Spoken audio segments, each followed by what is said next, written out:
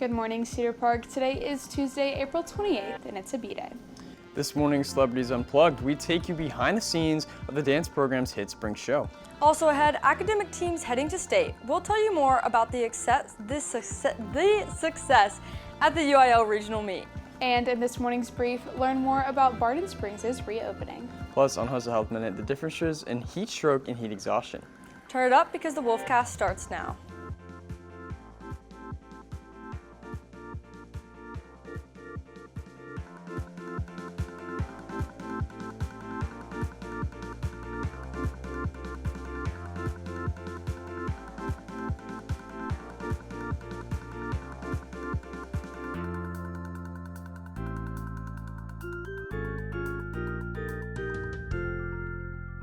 Good morning and welcome back to the Wolfcast. I'm Kira Cox. I'm Reed Cummins. And I'm Lulu Lynch.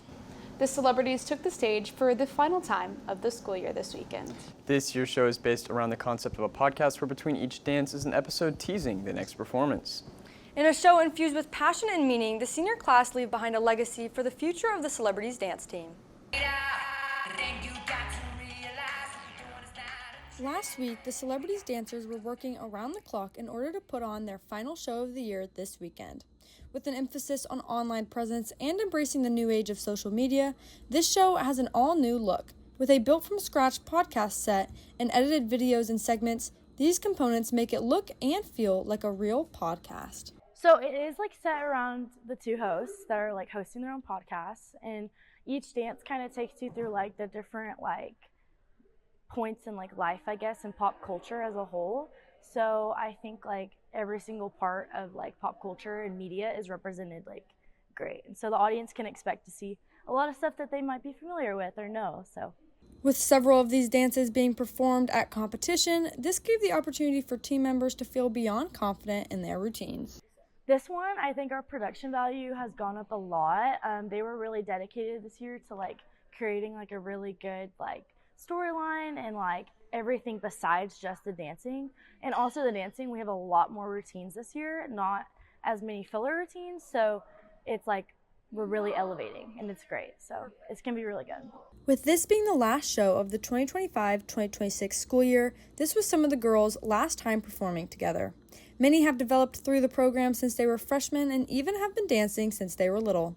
Bittersweet memories and the remembrance of all they have individually put into the team linger for the senior class that's leaving. I feel like I've been always grateful to be dancing with everyone, but especially because it's my last year, I'm obviously soaking it all up, very cliche, but I just feel a new sense of togetherness, because our community is just so we're all just very tight-knit, very close, and we're literally family. And so going into the last spring show ever, I've been dancing since I was 3, so it's very sad, very senti, especially because I'm with all my best friends, but I'm very excited for the show still because it's gonna be a good one. While the season is over for the current team, preparations for the fall are underway. Make sure to catch the new batch of celebrities under the Friday night lights next year. With CPHS News reporting for the Wolfcast, I'm Lulu Lynch.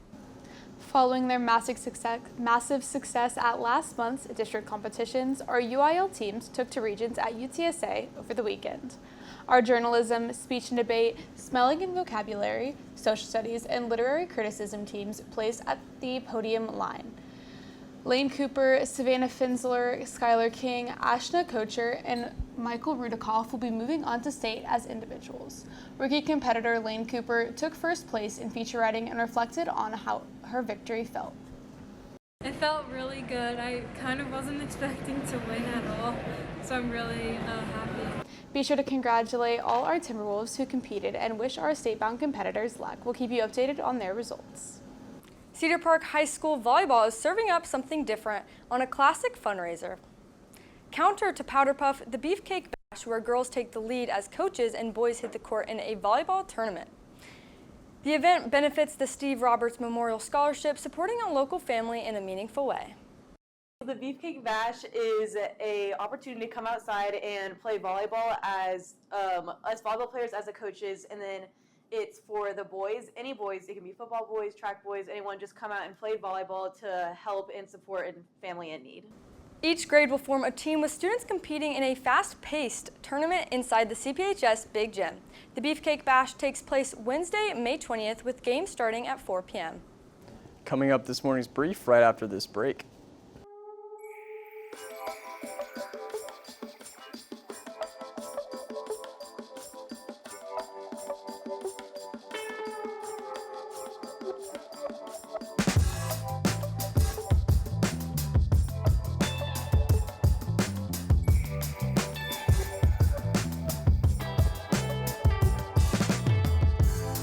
Good morning, I'm Zoe Bivens and welcome to this morning's brief. First, oil prices are continuing to grow after President Trump refused to accept Iran's latest proposal. The proposal, which would have reopened the Strait of Hormuz and thus forth lowered the price of gas and oil by allowing ships to travel through, would have still left questions about the future of Iran's nuclear program. With oil prices currently reaching over 110 a barrel, people across the country are concerned that without an agreement, they will continue to grow. But when pressed on the timetable, Trump announced that he had a quote, all the time in the world. Next, the suspected shooter of President Trump in Washington, D.C. made his first appearance in federal court yesterday. The suspect, a 30-year-old teacher from California, was seen charging through a security checkpoint and opening fire at a press gal. He had intended to target officials of the Trump administration, and while no bullet hit a person, the suspect was apprehended, and the president intends to reschedule the gala within 30 days with, quote, more security. And finally, Barton Springs is back open. KXAN reports Barton Springs Pool in Austin is back open after having to close from flooding last week. Officials say it's safe again so people can head back and enjoy it.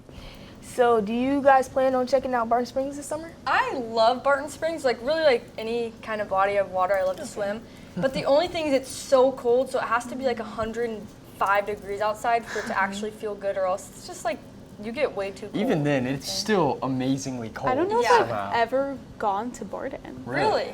I feel like I we've went talked there a about lot. this before. Like when it Probably. closed for the renovations, we were Yeah. like, yeah, who's going to Barton? I was like, I've never been. And it has not changed in the It's past definitely year. a fun place to hang out, but it is really cool. Yeah, so. I remember like catching tadpoles or something like when I was a kid. Like it's really my only memory. The diving Yeah. boards.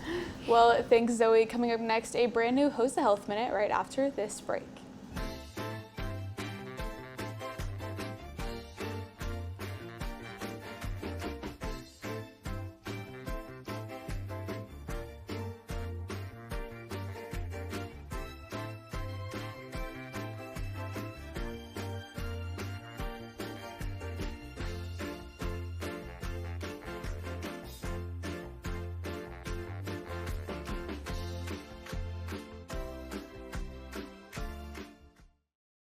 Welcome back to the Host of Health Minute, where we take 60 seconds to share health facts and tips that keep you safe and informed.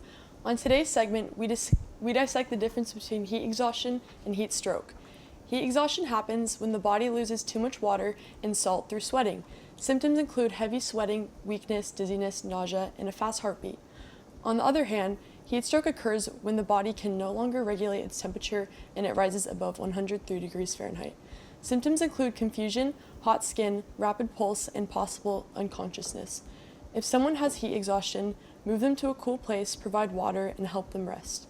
If you suspect heat stroke, call 911 immediately. Knowing the difference can prevent serious injury or even save a life, especially during the hot weather. Thank you for tuning in, and as always, stay educated. With CPHS News, I'm June Ferguson. Thanks, June, and that's today's Wolfcast. Thank you for taking the time to join us during your den. You can catch anything you missed and more on our Instagram, YouTube, or TikTok at CPHS News. Catch tomorrow's show for a look into the tale of one of CPHS's most popular musical groups. With CPHS News, I'm Kara Fox. I'm Reed Cummins. And I'm Lulu Lynch. Remember to make it a great day or not, the choice is yours.